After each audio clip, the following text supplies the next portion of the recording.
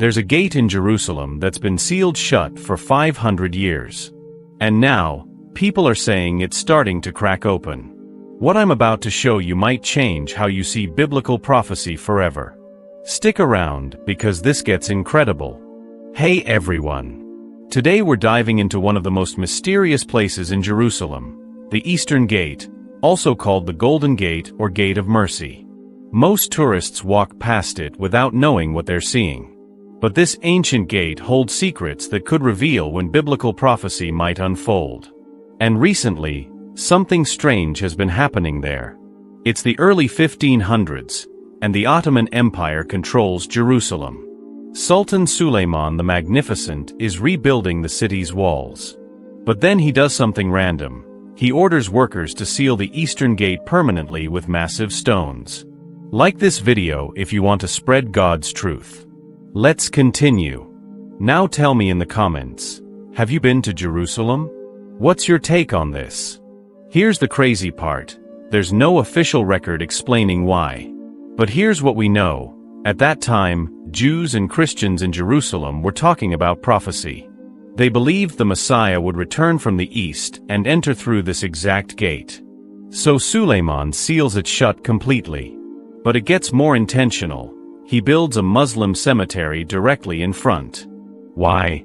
Because Jewish priests can't walk through cemeteries without becoming spiritually unclean. If the Messiah was expected to be priestly, this would create a spiritual roadblock. Someone was so concerned about this prophecy that they literally tried to wall it off. But here's where the story gets absolutely fascinating. The Bible actually talks about this gate, not by name, but through direction and divine vision. The prophet Ezekiel, while in exile in Babylon, had one of the most incredible visions in Scripture. He saw the glory of God entering the temple from the east, through what he called the East Gate. This wasn't just symbolic. Ezekiel described it in vivid detail. But Ezekiel also witnessed something heartbreaking. He saw God's glory departing from the temple, also heading east toward this same gate.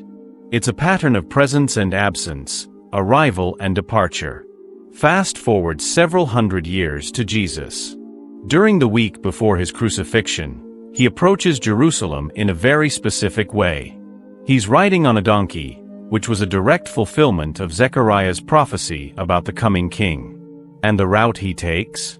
From the Mount of Olives, across the Kidron Valley, and according to the historical layout of the city, straight through the Eastern Gate. Here's the divine pattern that emerges.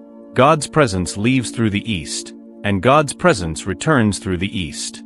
And according to Scripture, this pattern isn't finished yet. So here we are, nearly 500 years later, and recently something unusual has been happening. Tour guides and visitors report strange phenomena at the Eastern Gate.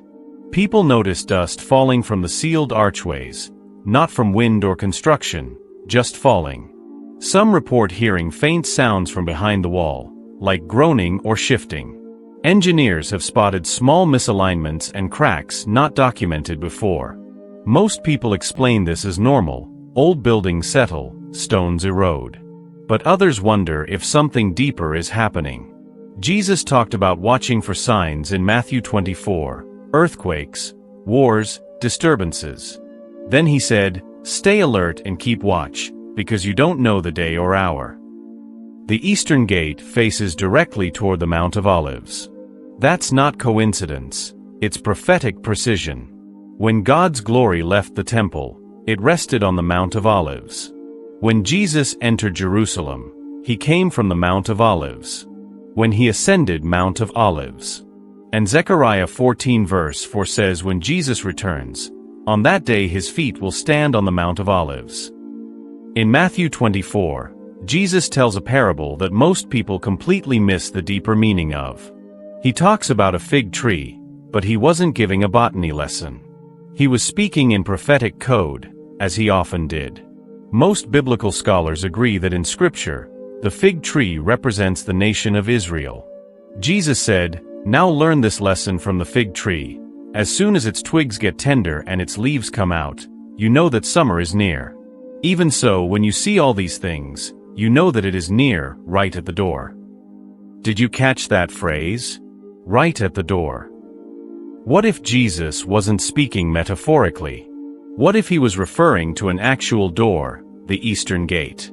Many prophecy scholars point to Israel becoming a nation again in 1948 as the fig tree putting forth its first leaves after centuries of dormancy. Since then, we've witnessed an acceleration of prophetic signs, earthquakes increasing in frequency, wars and rumors of wars, global unrest, spiritual awakening alongside spiritual deception. But perhaps the most subtle and chilling sign of all is this: a gate that has been sealed shut for centuries may be beginning to stir. When Jesus said these events would signal that it is near, right at the door, what if he meant exactly that, a literal door, the Eastern Gate? Jerusalem isn't just another ancient city with historical significance. It's literally the epicenter of biblical prophecy. The Bible mentions Jerusalem over 800 times from Genesis to Revelation. There's even a direct command in Psalm 122, "Pray for the peace of Jerusalem." But why is this city so important? Because Jerusalem is where heaven and earth have collided throughout history. This is where Solomon built the first temple, where the prophets delivered God's messages, where Jesus walked, taught, performed miracles, and ultimately wept over the city. In Luke 19 verse 42, Jesus looked out over Jerusalem and said with deep sorrow, "If you, even you, had only known on this day what would bring you peace, but now it is hidden from your eyes." That warning still echoes today. While the world rushes around in confusion and chaos, Jerusalem remains like a spiritual lighthouse, steady, central, and sacred.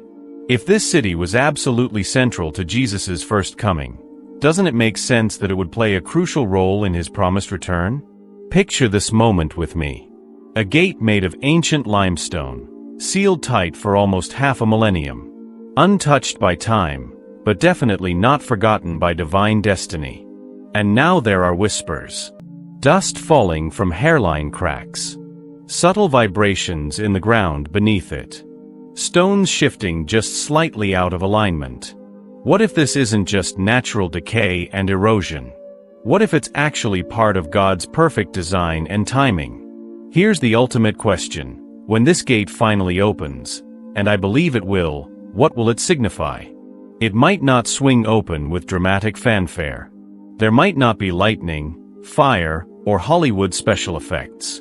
But spiritually, it's going to shake the heavens and the earth.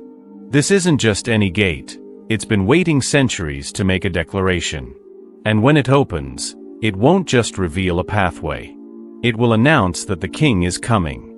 The prophetic signs are subtle, but they're definitely stacking up. Most of the world is spiritually asleep, but this gate is stirring. Heaven is watching, and the question is, are you?